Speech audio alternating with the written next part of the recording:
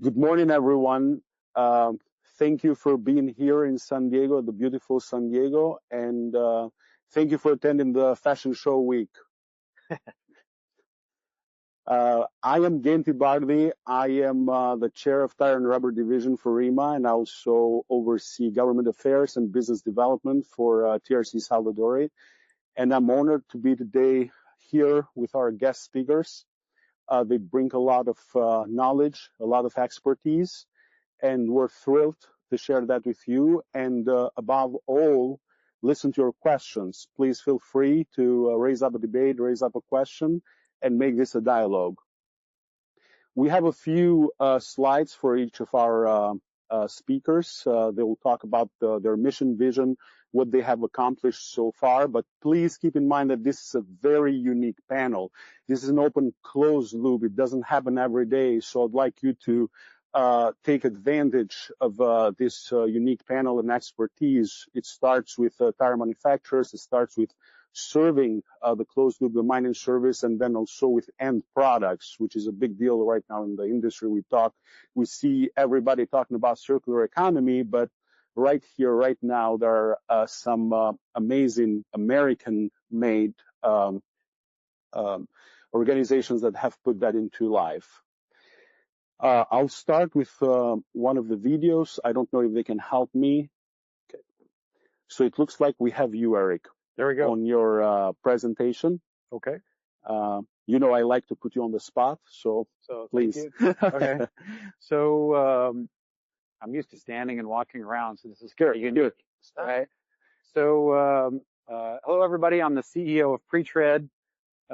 We are a company that was founded on the basis of recycling tire waste into environmentally friendly infrastructure products. And I did come up with the idea for the company. This is a live shot. I was fly fishing in a creek right next to Red Rocks Amphitheater in Colorado. I saw a pile of waste tires in there, and the engineer in me looked at the pile of waste tires and thought, it's a great raw material. What could we make out of it? What could we turn it into? So what we did was I started the research to find out how many tires there are in Colorado. What is the problem in the United States? What do they look like? I didn't know.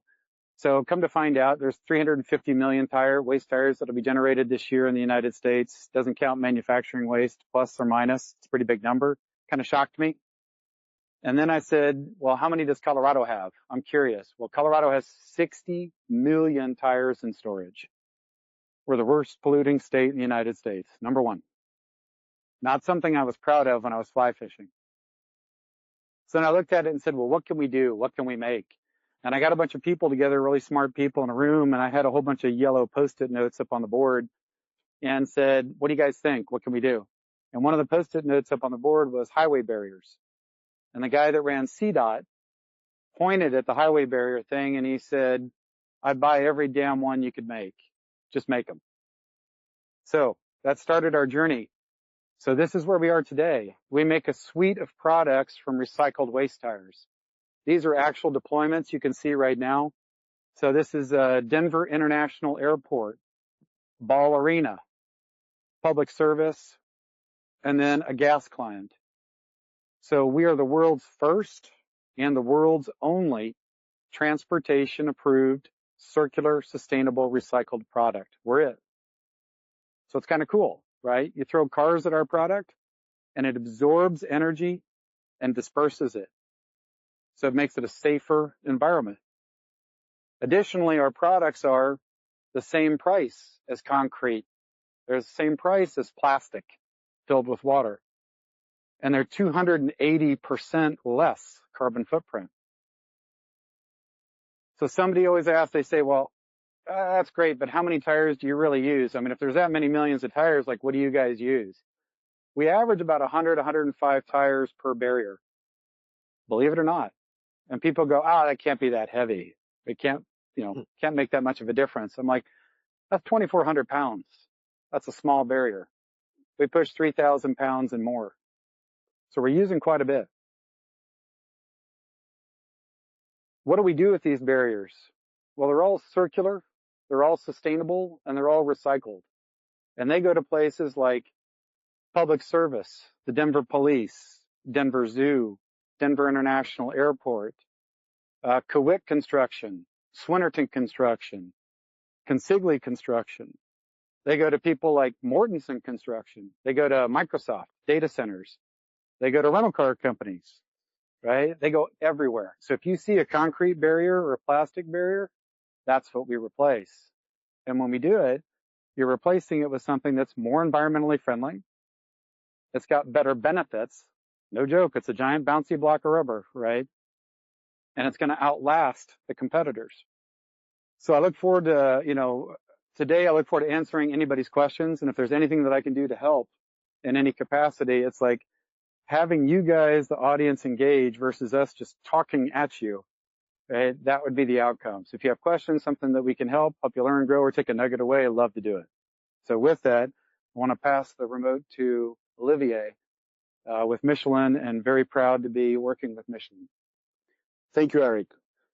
Eric merits an applause, I think. Please, give it up for Eric, please. Thank you. Today also we have the VP of Circularity of Michelin, Olivier. I'm honored that you're here. I know that you have a video. You can just press the remote that Eric gave you, and we just move forward. So Michelin in the US is 20,000 people, 20 plants, and $10 million in revenue. So when we think local to local, we are really local to local. Obviously, it's a big brand. We make tires. We sell as well software, so software as a service with fleet management solution. And everybody knows the Michelin Guide. And in San Diego, there's plenty. There's probably 40 Michelin restaurants here qualified for a Michelin Guide. So, but we probably did for 130 years, we make the best tires, which is still true today, but we go above and beyond now, bringing tires to tires. So we really transform not only Michelin, but the entire industry with a circular economy business model in mind. So as we are talking about recycled material, I've adjusted 2 minutes video as a starting point.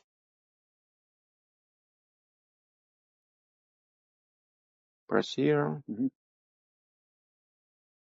One more time, probably. One more time. Yeah. Is this one, huh? I believe so. Button.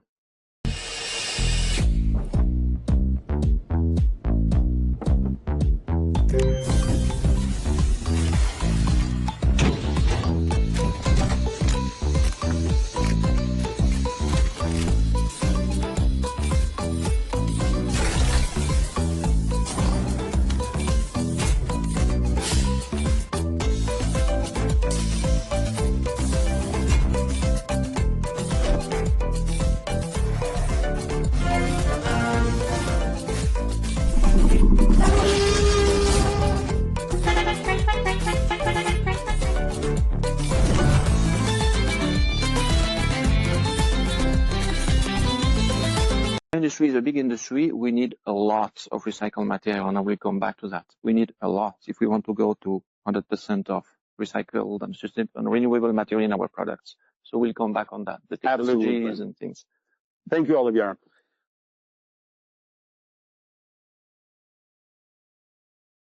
The next speaker is Nelson Tonn. Nelson, I'm honored you made the time for this session. Nelson is the Vice President of Mining Service for Fountain Tire Goodyear. I'll let you give us an introduction of what you do, but I know that you have a very special business model, and I would love for everyone to know about that. Great. So should I show the video here? Yes, yes. Okay. Not sure if these... Yeah, there we go. Hi, I'm Jason Hurley, and I'd like to share with you Fountain Tire's environmental, social, and governance vision. Working closely together with our customers, associates, and leadership team, we've developed a strategic ESG framework that we call A Better Road Ahead. A Better Road Ahead is guided by our core purpose of helping people get there safely, sustainably, and successfully. We've always been committed to making tomorrow better than today, and A Better Road Ahead will lead to thoughtful and meaningful action. Roads. Bumpy, smooth, curvy. They take you places far and near. Roads make the journey possible. At Fountain Tire, we're on a journey to a better road ahead. Our ESG commitment is driven by responsible choices for our customers, our people, our partners, and our planet.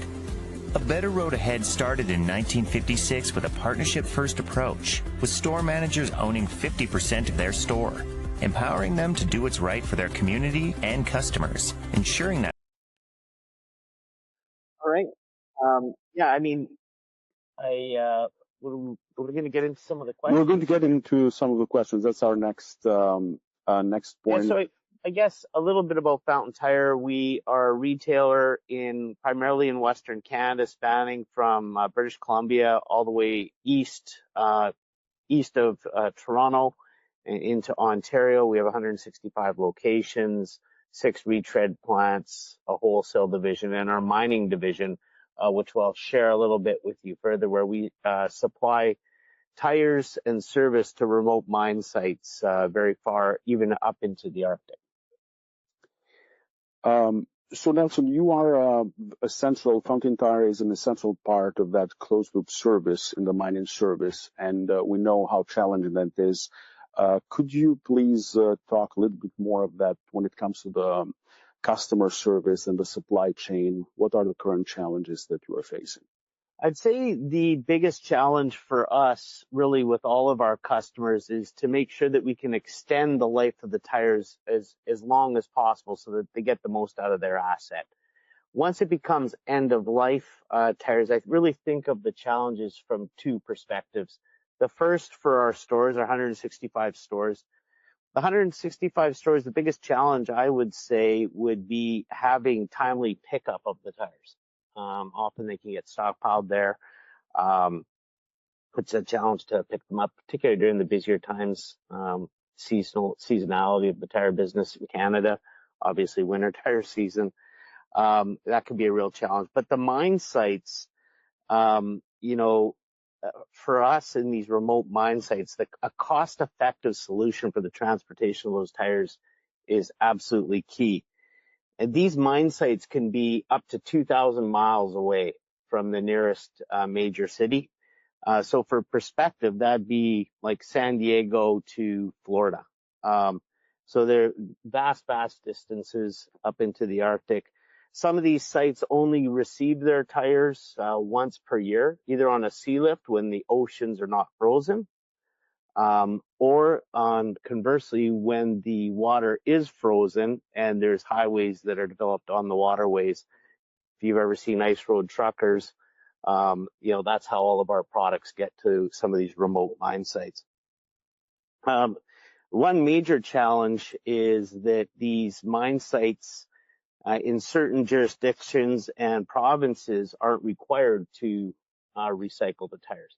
So they're either stockpiling them and just hoping that the problem goes away on its own, or they're actually burying the tires, which, we all know isn't best for the environment. A study was conducted in Australia in 2020 when they asked about what are they doing with their end-of-life mining tires. And some of the results were shocking. 93% of those end-of-life tires were left on site or buried. 3% went to landfill. Only 1% was recycled, and the remaining was either stockpiled or used for civil engineering. So I would say that that's definitely the biggest challenge from a customer's, standpoint. From a supply chain standpoint, I think the biggest challenge in Canada would be for the tire recyclers to find a suitable place to sell their crumb, shred, what have you. So as of right now, I was actually talking to a recycler from the U.S. that was saying that is a real challenge still, just right before this meeting. So today, a lot of the recyclers, particularly in the province of Alberta, which is where I'm from, the recyclers are actually having tires, end-of-life tires, stockpile up in their yards. That causes a whole host of problems. Then because they have no room to put the stuff, they stop picking up from stores like ours. Then the landlords of our store locations get ticked off because It's unsightly and it's causing issues. So it caused a whole series of supply chain issues. Thank you, Nelson. Olivier, you mentioned that quantity is a problem. Going back to Michelin's vision and mission, planet, profit, people. What are some initiatives that you are currently developing to implement recycled materials in the new tires, but also in the end products industry?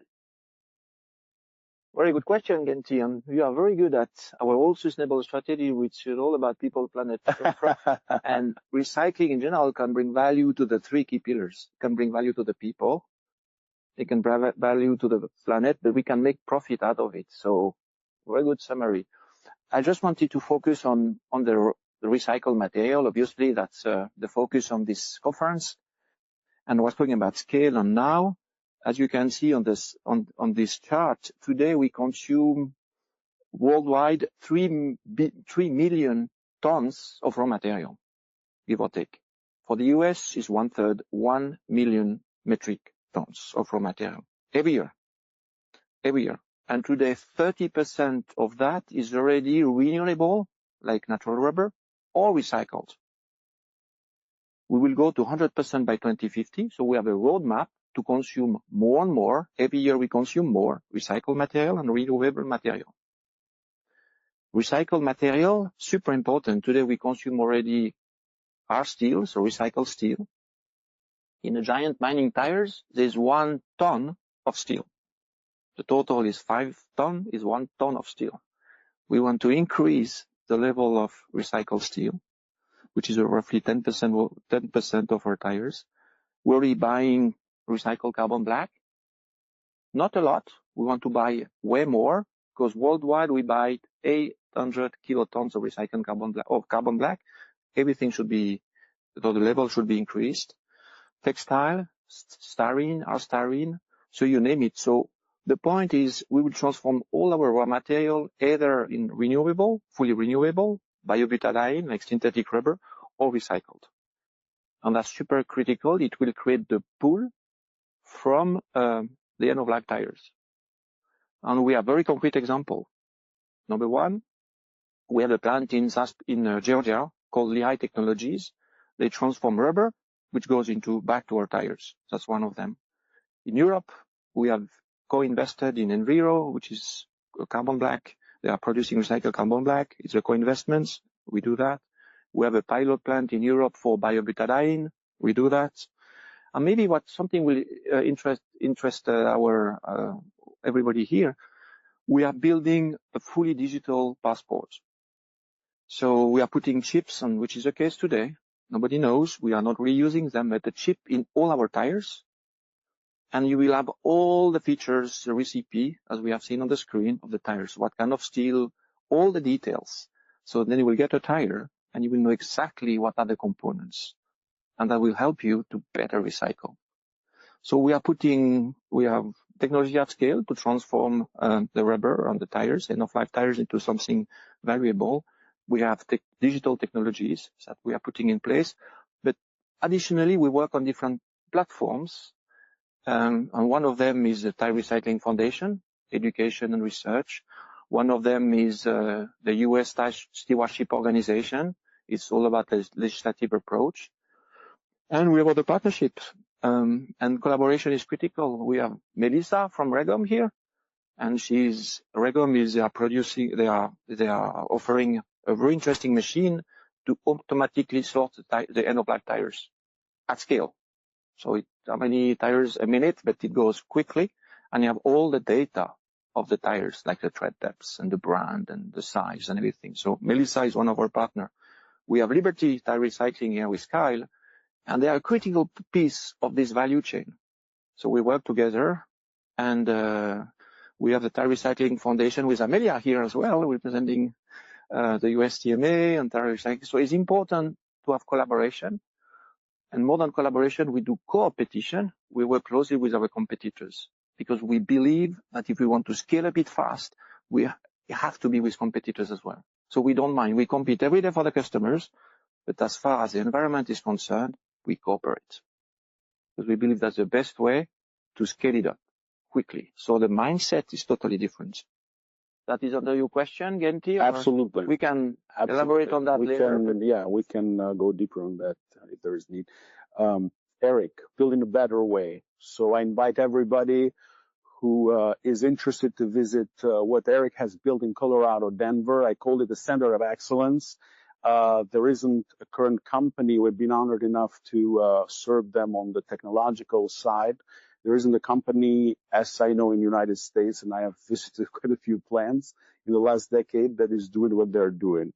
Thinking about the value chain, Eric, where we have the abandoned tire, then we identify what we're going to do later. How do you think, why do you think that the barricades, as you call them, or the rubber barriers, were the best choice at this point? That's a great question. Simple answer. So we originally looked at a whole bunch of different products that would use a large amount of tire material. And the things that we found were, like signpost bases or curbs or blocks. They didn't even move the needle. They were very small. But when you start looking at, a 1 ton, 1.5 ton, 2 ton barrier, 100 to 150 tires, you're moving the needle, right? The problem was it didn't exist, right? No one had ever made it. And then secondarily, you had to get it crash tested. And no one had ever done that. So we were like, well, let's try to do something that nobody else has done, because that brings first of a kind value, right? And then additionally, it has to use a lot of product. And the barriers really tick that box. And, looking at the barrier market, just in the United States, it's about $6 billion a year. It's pretty large. So it's a huge market that there is no recycled product except for us. We're it. So we were like, it's a great market. It uses a lot of recycled product. And think about like when, I'm looking at somebody like Michelin or somebody like Fountain Tire, right? Or Goodyear or anybody. When I'm out there looking, it's like, we need the material, right? That is our raw material. We don't want to let it sit at a dealer. We need to take it. We don't want to let it sit in a mine in Chile or at, Costco's warehouse. It's like, that is our production raw material. Or most people don't want it. Most people want to burn it. Or I think California sent, I believe, don't quote me, but I think it was 24 million tires this state sent to landfill last year. 24 million. Get your head around that number. Multiply it by 25. That's a lot of pounds of waste. We want that. So we're kind of in a different, it's like come up with an idea that uses a lot of waste that somebody doesn't want, and you make a product that performs better than the competition at the same price. So then you walk in the door and you say, hey, I've got a better performing product, same price, recycled, sustainable, and circular, right? And oh, by the way, it's a lower carbon footprint. Would you like to buy it? That's why we went down that route. Thank you, Eric. That's a perfect answer. I built on that, or can I make a comment on that? Absolutely. What they are doing is super important, because a tire is not an aluminum can, which aluminum to aluminum. A tire is a composite, and we will never, at least not as far as we know, recycle 100% of our tires. It will be too difficult. We have 200 ingredients. That's what we call the closed loop. The open loop is super critical. So finding other avenues to recover the material is critical. And what they do at Pretred, why we like it? Because it's one of the good avenues, and it's infinitely recyclable. And that's our dream. We want the product to go to the products that we do our job for the tire industry, not only Michelin, but the tire industry. And then the thing we cannot consume, we need another infinitely recyclable solution. And the barrier of Pretred is exactly that. You can bring them back in your process and sell it again. Another life, another life, another life. So thank you for what you are doing. Oh, thank you. That's very well done. So keep pushing. Thanks. Thank you, gentlemen. I think it's a good point. I have more questions, but I'm very curious to see if somebody at this point would like to ask a question to challenge our audience to see if we have we are in the right direction or not. And then I'll mention the price of who has the best question. We have a prize going on. Yeah. I see what you mean. Yeah, this blue thing at the it was a bit the symbol of the future of the tire industry, which is 100% renewable or recycled material, which enable as well to there's no air, therefore no issue. There was always this futuristic vision, so it's more a symbol of this vision. And you're exactly right. We started by the twill, which we sell today, but that's really the vision.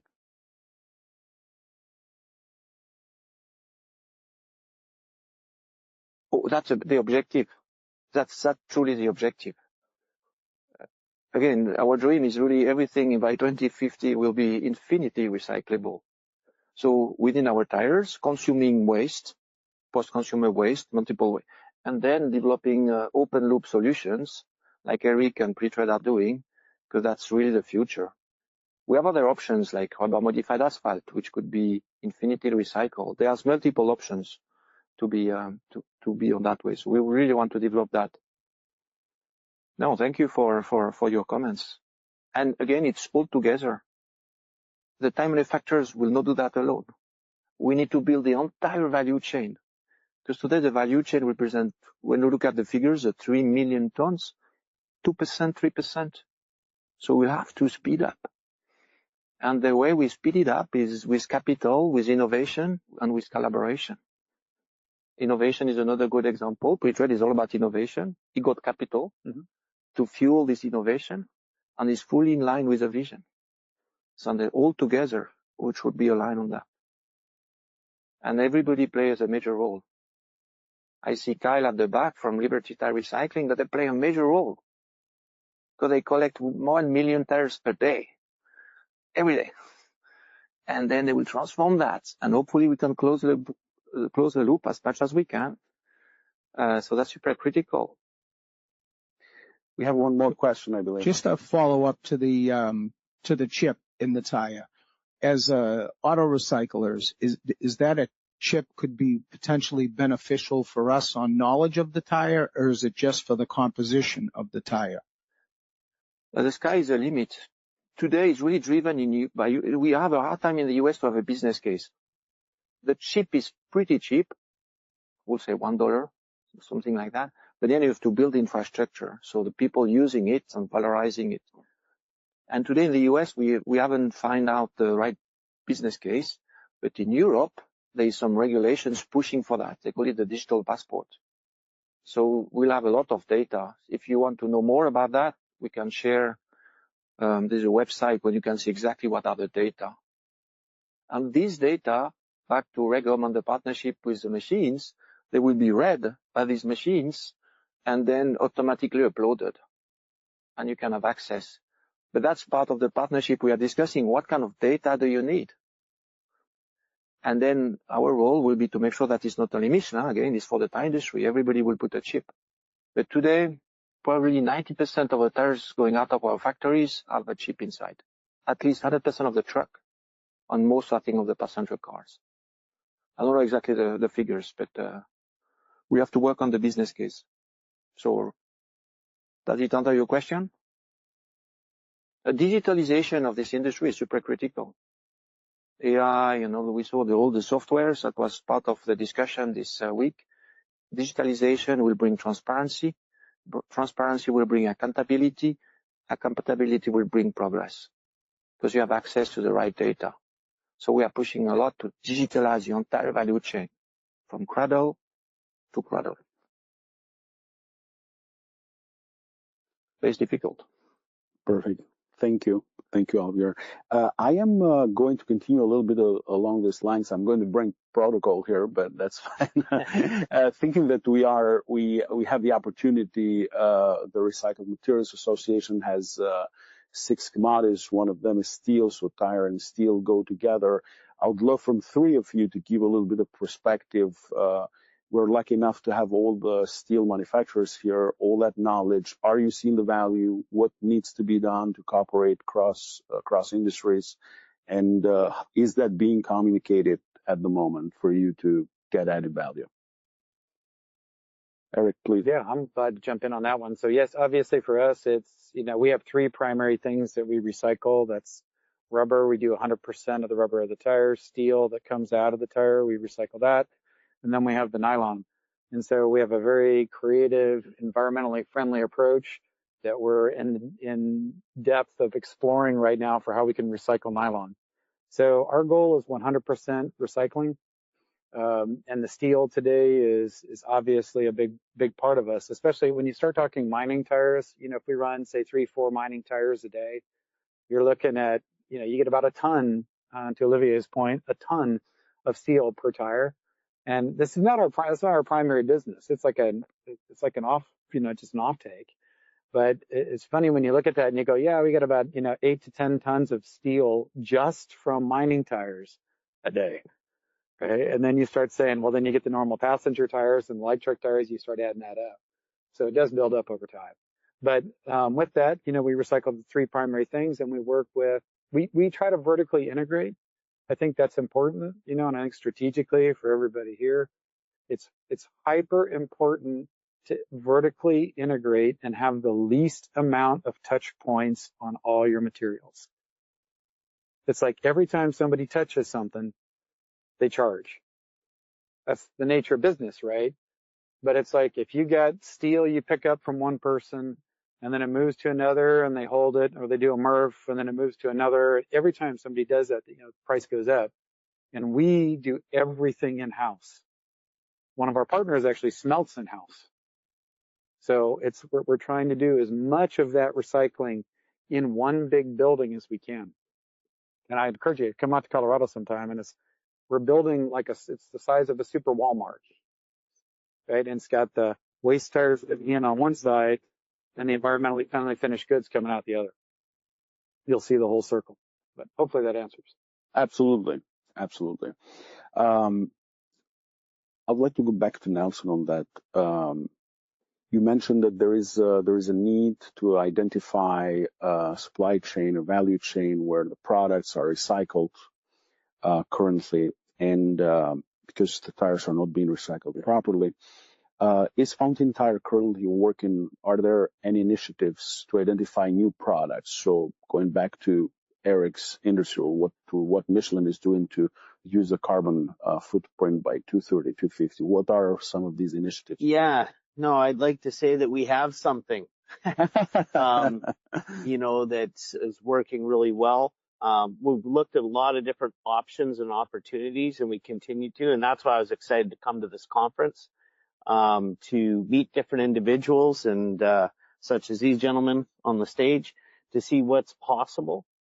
I think that it is a real challenge, particularly in those remote mine sites. I think the holy grail ideally would be to take those end-of-life tires, break them down somehow right on site, and then use that material on site to avoid those costly transportation fees. Because as we talked about, the size of these mine tires, they're 63-inch diameter in the center, and they're 5 tons. So to move those 2,000 miles back to the nearest city to be recycled is very cost prohibitive, especially when they don't have to in a lot of cases. So I think that would be the ideal solution. And but maybe there has to be some interim steps along the way. And Fountain Tire, as you saw a brief part of that video, we're a company of partnerships, where all of our locations are owned as 50-50 partners. Goodyear Canada owns a minority share in our company, which is unique. So we're based on partnerships. So if anyone has ideas on what to do, and would like to talk about a potential partnership, certainly all ears. Thank you, Nelson. Oliver, I'll come back to you.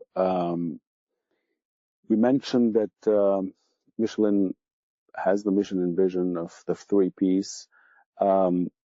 I think everybody here would be interested to know how, in parallel, are you working aside from your internal vision and objectives? How are you informing the industry with this, and how is the industry communicating with you?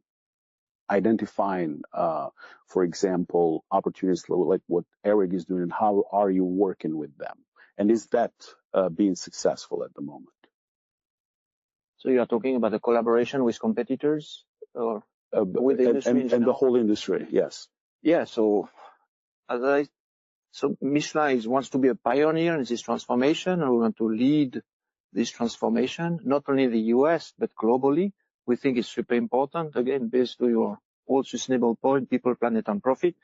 It helps a lot even to recruit our best talents, because when you are focusing on that and there are tangible results, people are more willing to work for you and stay with you rather than going to the competition. So it fits perfectly, but then building this momentum in the industry is a challenge because it's super fragmented. So one of our role is to defragment the entire industry. A lot of small players, fantastic, but we have them to grow and be big. Because this industry, as you can see the figures, it requires a lot. So we are helping to defragment the industry. And for that, we are building these platforms. Like the Tire Recycling Foundation is one of them, focusing on education and research. That could be ReMA as well, maybe one day, that we help to build momentum around it. It's important to defragment. So having you here, I think, is a good testimony of the way that we should work better together. The mindset is totally different. And the past is everybody was still a bit looking to his own little thing, which is okay. But what about growing the cake together? Today, the recycling industry in the US is roughly $2 to $3 billion. 2 to 3, let's say 3. It will go to 6 if we work together. 6 billion. So there is another 3 billion to capture as value if we work together, rather than trying to compete. Go from 3 to 6 billion dollars. So we can create local jobs, because recycling is about local to local. There is no import. It's local to local. And we have the raw material right here, right there in the US, next door, in San Diego, in Atlanta, in New York. The raw material is here. The local to local will create jobs. We can create value, create jobs. But the big thing is working together, defragmenting this industry. And then the value will increase. If we continue to compete, very difficult. So we have to think differently, have a bigger pie first before competing for the slice. So that's what we're trying to do, and helping this mindset to change.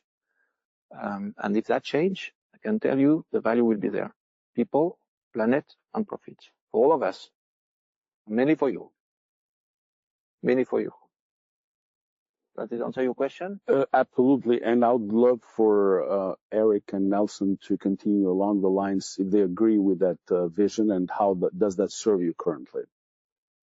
I completely agree. I think that, we have to work together as a group. I think we have to form partnerships, whether it's the, waste creators, waste haulers, manufacturers. You've got EPR laws that are passing left and right. I've had many states, leaderships in my facility, due to EPR laws, state after state's looking to pass them, right? Stream by stream right now. So getting we've always had to Olivier's point, and I think it's spot on. It's been very fragmented, very small, very guarded in the recycling industry, and it needs to open up and work together, right? And I'll stress vertical integration. We've got to really start, and to Nelson's point, right? It's like you have to go where the waste is and create a solution for a finished good where the waste is, right? Because every time you haul it, every time you touch it, right, the price goes up. And so how do you do that?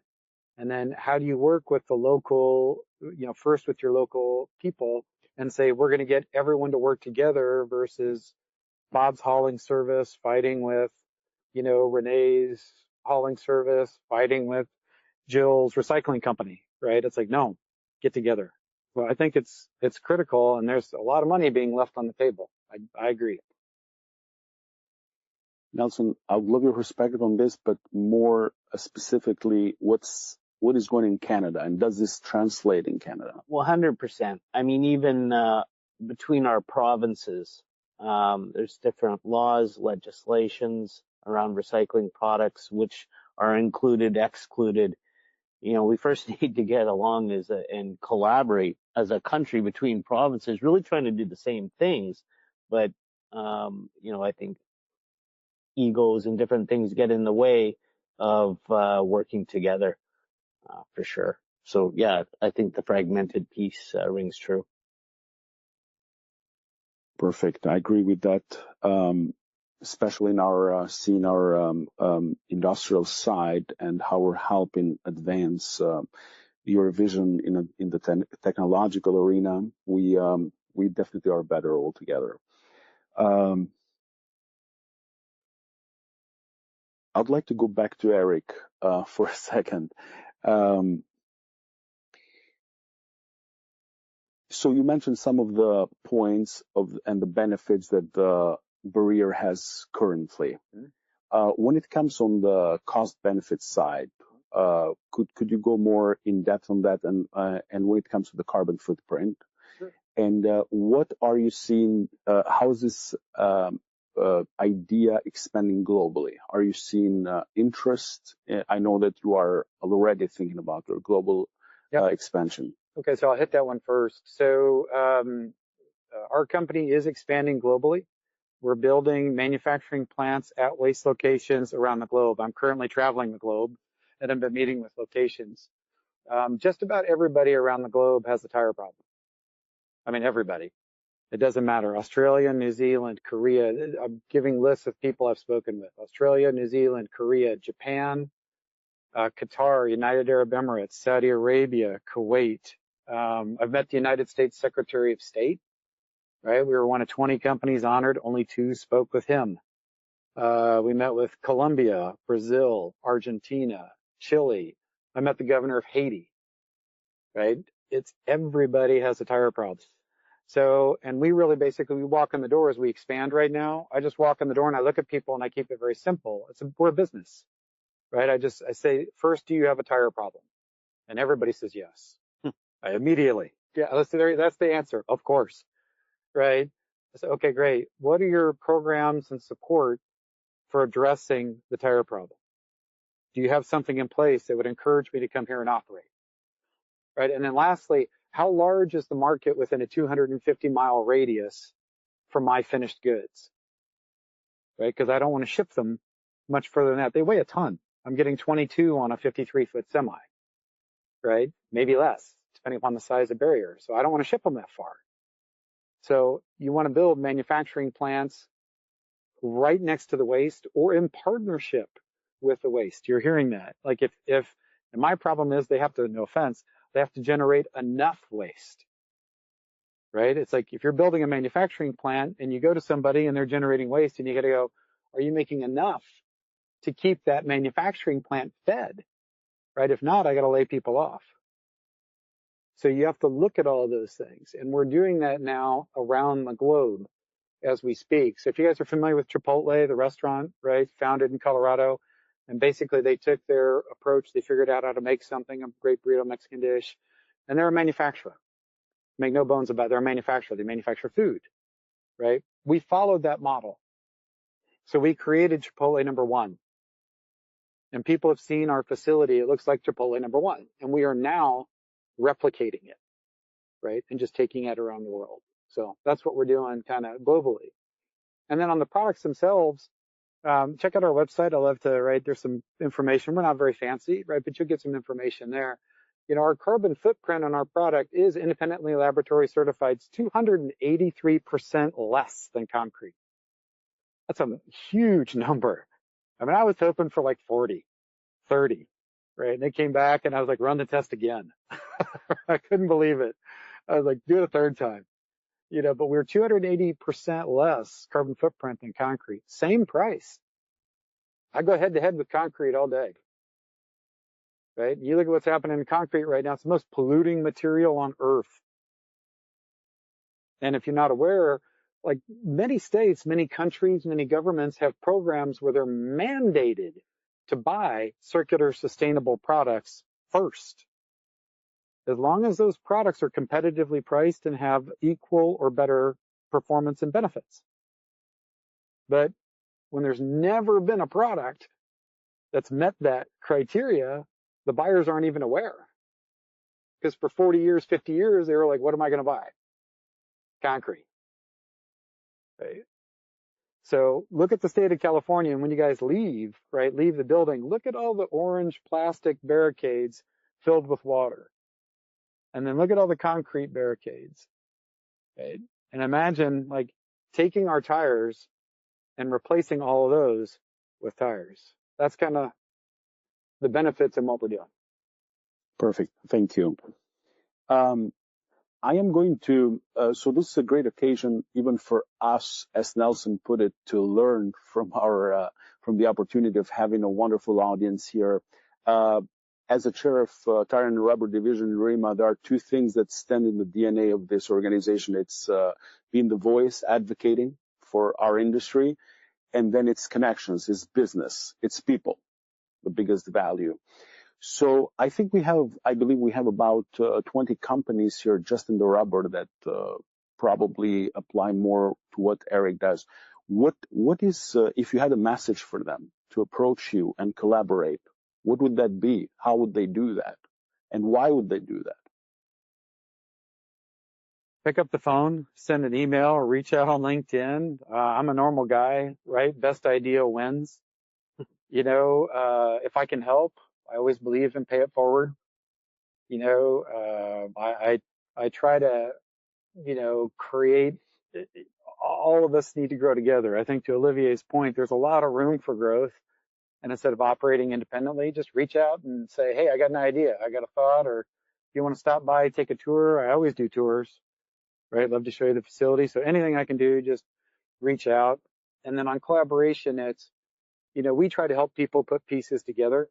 You know, so if we can help somebody else and pay it forward that way, we love to do it, right? Whether it's hauling, a different material, recycling method. You know, I work with a lot of people that they're starting up or they have very established companies using green chemistry or different ways of recycling, whatever. We're glad to help try to bridge some of those and put you in touch with the right people. So I would encourage you, just reach out.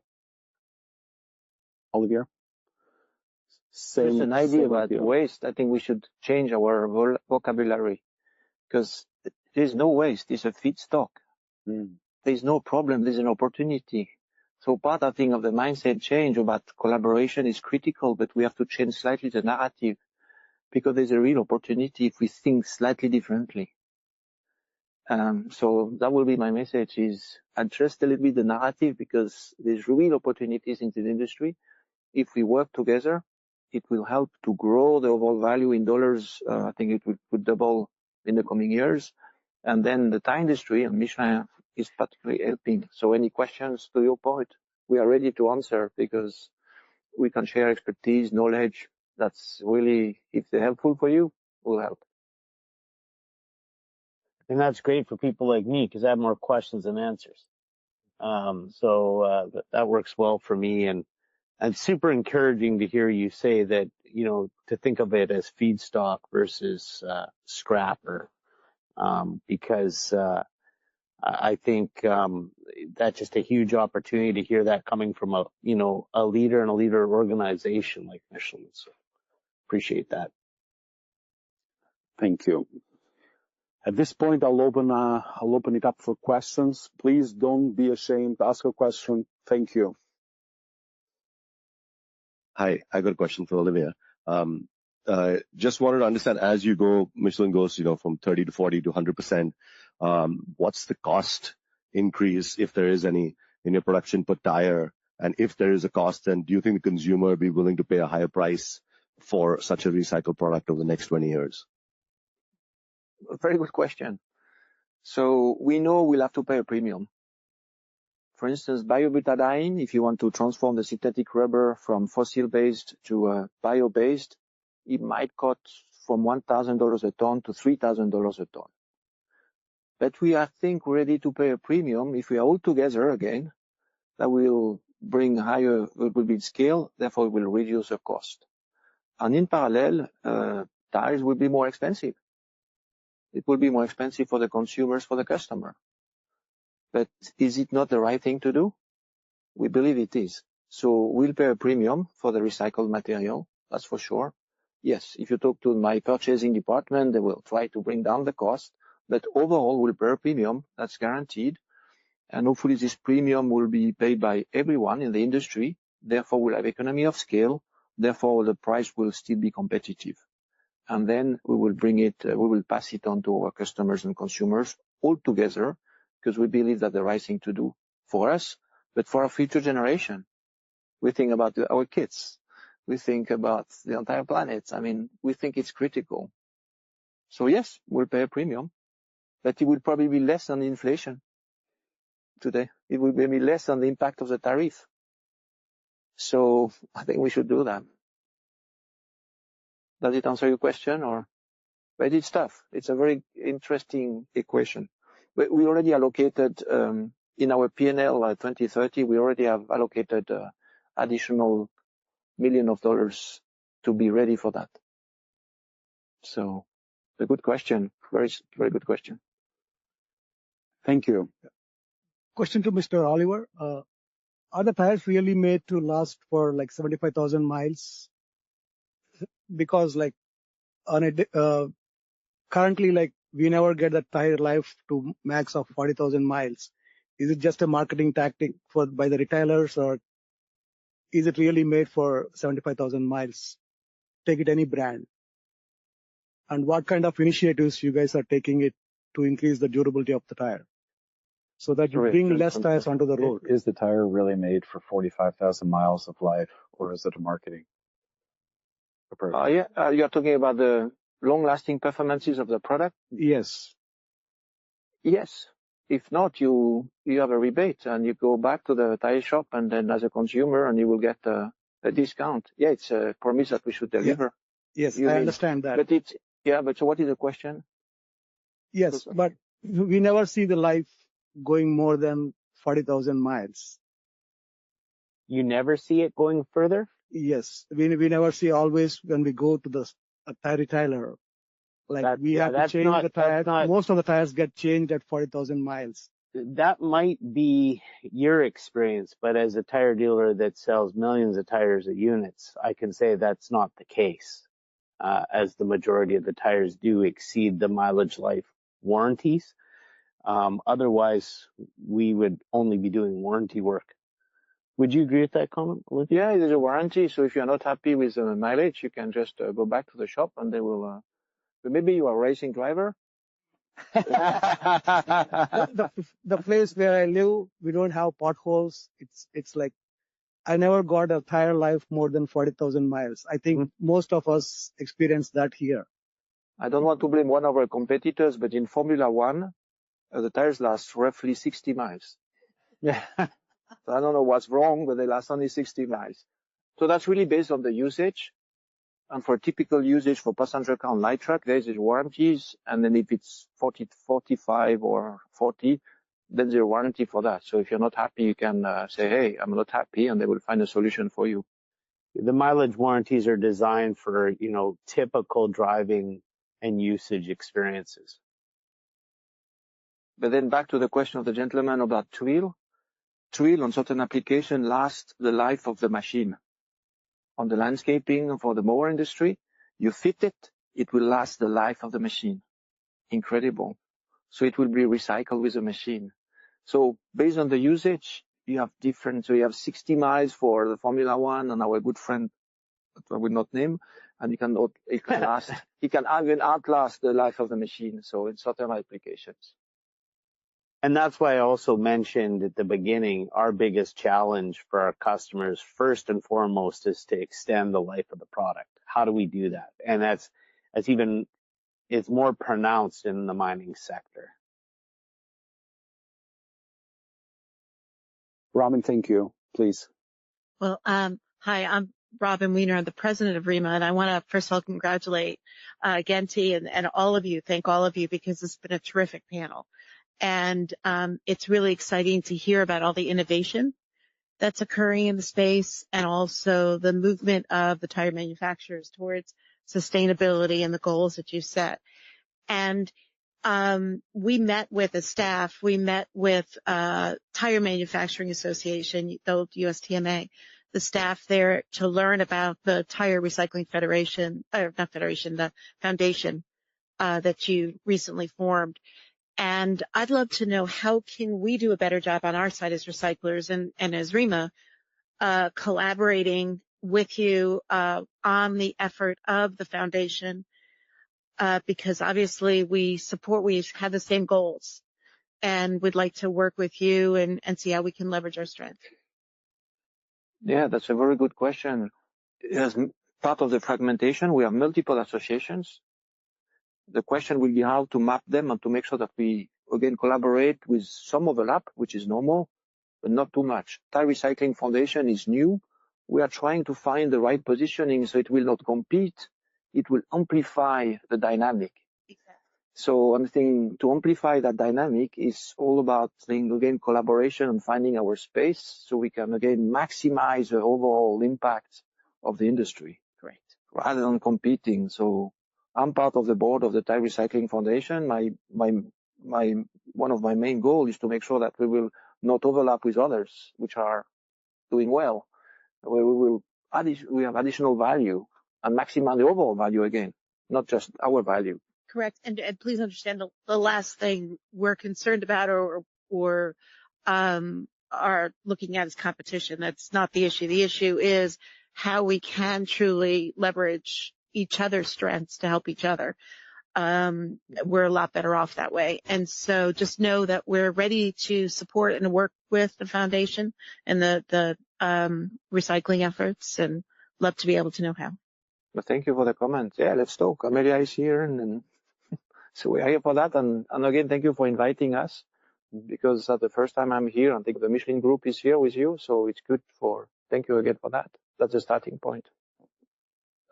Is pyrolysis also like a good way to recycle, or I think reclaim is a better way? Like if any of the speakers can guide. I have strong opinions there. Well, just the facts. I can give you the facts, right? Every single tire pyrolysis facility in the United States has gone bankrupt. There's one left. We just had one of the largest, if not the largest in Europe, go bankrupt, right? So, it's a technically challenging industry that creates a commodity. So you have two major things that are working against it. I applaud the approach, right? As the engineer scientist in me, I think it's phenomenal. I have not seen a practical application be successful. Colorado did have a $100 million failure as well, right, of pyrolysis. So environmentally, energy, there's a lot of things going against it. But I hope somebody cracks the nut and does it very, very well. And I would be right there. We try to partner with people of that nature because we're like the simple environmental solution and they're the complicated, right? So we're like, can we work together? Right. But I'm rooting for them. I'm definitely rooting for them. Thank you so much. You bet. I can Yes. compliment if you want. Please. You want to compliment or? It's true. It's exactly true. It's super challenging. And one of the reasons is that cooking a tire is super simple. They cook a lot of tires in India. They export from the US to India. And it's just energy recovery. Basically, it's TPO, tire pyrolysis oil, on carbon black, and they burn both of them. So it's used as a fuel. But if we go to the premium and really build these advanced technologies, then there's an opportunity, truly. But it's super difficult because you need a lot of cash. It's capex intensive, very capex intensive, and it's high tech. And sometimes the ones starting it just have bright engineers with one bright idea, but they don't have the infrastructure and the team to make it happen. It's super high tech with the right chemist, the right electronic engineers, the right process engineers. You need a lot of competencies to make it happen. And initially they start with just 2 or 3 people thinking they can transform the world, which is a great dream, but the reality is a bit more difficult. But I believe there is an opportunity, and we buy the one we are talking about, border industry, right? Tony Weber. Oh yeah, Tony Weber. I mean, he's super persistent, and we buy, I think 1,000 tons from him. 1 KT, 1,000 tons, and we hope to buy more from him. So his success will be our success. But yeah, it's tough. If you want to start, think twice. If you want to invest in the project, think twice. I mean, do your homework first. Yeah. And after your homework, maybe you start and you invest $50 million or $100 million on the table. So after you do your homework, do some more homework. Sure. I believe we have one more question. Yeah. What's preventing Michelin from producing this 100% sustainable tire today? Is it the technologies and materials don't currently exist, or do the technologies and materials exist and they're just too expensive? All the above. That's a challenge. First is the adoption. It requires a lot of effort in compounding and adapting the new raw material, because that's not exactly drop-in. What we call drop-in, you take rubber, a virgin carbon black, and you want exactly the same properties, exactly the same, and you drop them in. But it's not exactly the case. It's intrusive. So you have to adapt the formulation. They are, and the one which are totally drop-in, like we call it SCB, sustainable carbon black. It comes from pyrolysis oil, and there's a value chain to put in place. So in that case, we don't have the value chain. So we need to invest capital to build this value chain. And so there's multiple dimensions, which, in fact, headwinds in terms of development. And then profitability. All these new technologies requires a lot of, it's capital intensive, and it's not so profitable. So at the beginning is not. And investors are quite short term. They want quick results. But so everything exists currently. We're not waiting on some scientific discovery to be able to do it, is what I'm asking. Still a little bit, I would say. Not scientific, but putting things together like a good recipe. If you go in a simple restaurant, you will have a good meal. But if you go Michelin 1-star, you have a better meal. And the difference looks similar, minimum. You say, oh, but it's the same ingredients, more or less. But then the difference is the details. And that makes you 1-star experience fantastic. So there's a lot of little details to fix. So yes, there's probably no scientific discoveries. Maybe it will come later, like gasification. There's multiple new technologies, but we have to put all things together. Technology, capital, expertise, demand, supply, little details that will make all the difference. Yeah, thank you.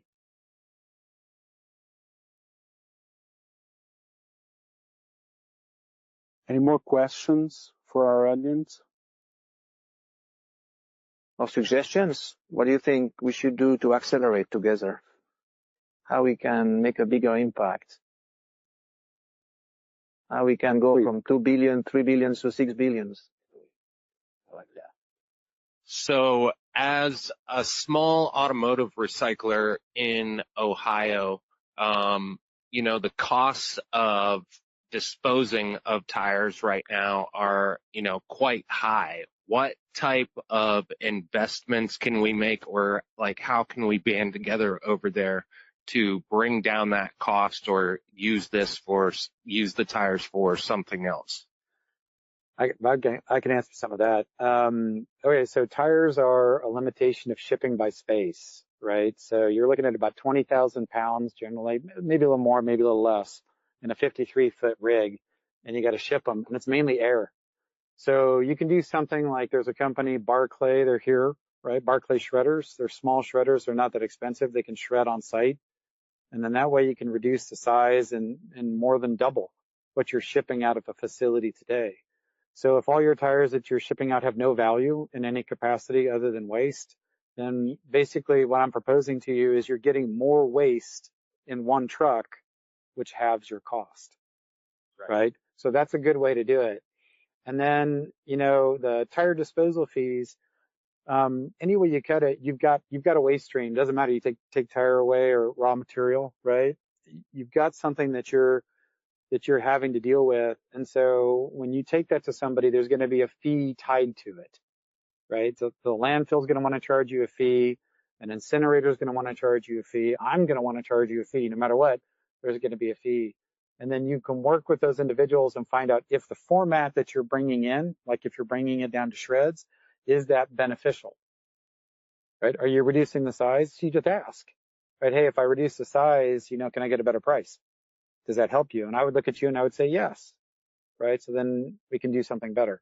So size reduction saves you on logistics and on transport, right? Which I hate transport. No offense, I don't mean that in a bad way, but like it's a lot of money on shipping that just adds up. So if you can reduce it, right? I would target that right away.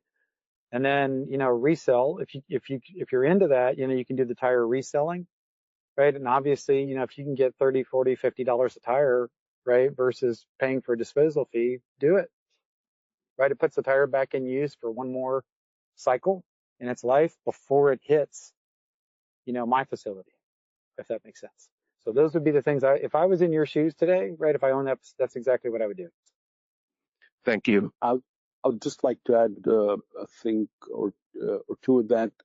We see this, and depending on what size the tires are, I don't know what the majority of the tires is, but also what Eric mentioned is amazing. But there is another revenue stream that you could create immediately just by buffing that tire, selling, for example, a clean new product immediately on the revenue, having that on your revenue stream. And then whatever remains can be shredded or can be downsized and go to another program or another application.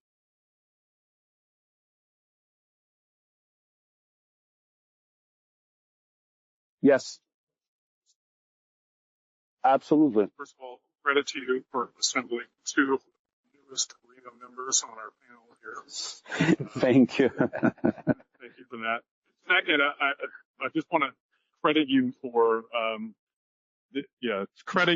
bringing this panel together, because I think it is spelling out exactly what is the long-term solution. You've got the tire manufacturer, you've got the place that it's getting sold, and you have at its end of life, where does it end up in an end product? And you're talking to a room full of people who recycle tires. So it feels like we've got all the proper folks in the room to at least get the conversation started. And credit to you for bringing it together. I've never seen a panel like this at ReMA or any place else that is literally collecting together all of the various components that are required for a successful, sustainable, circular solution. So I appreciate that. Thank you. Thank you. Bye-bye. Bye-bye. Thank you.